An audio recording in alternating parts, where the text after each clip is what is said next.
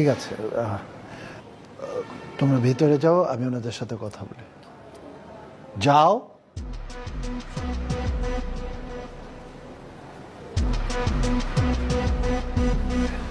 আমরা বসে কথা বলি।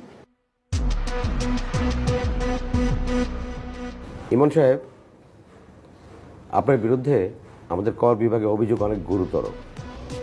আপনার আয়ের সাথে ব্যয়ের কোনো রকম মিল নেই। ফাইল দাও। ফাইল লাগবে না, মানে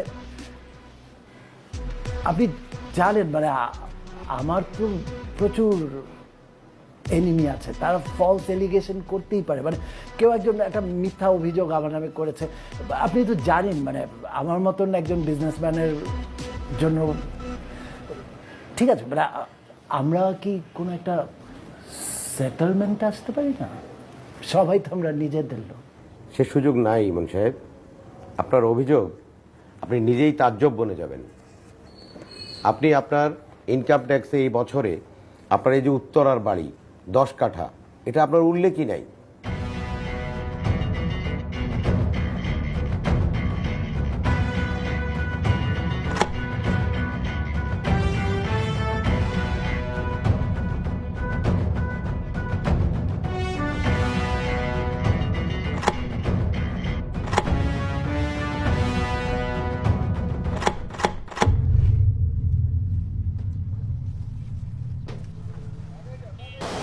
এই সব কিছু উঠছে,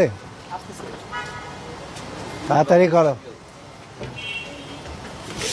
আরো কিছু বাকি আছে আঙ্কেল। সাইকেল লেভেল করছিলেন না? আজকেও দেখি আপনার লেভেল ট্রাকে।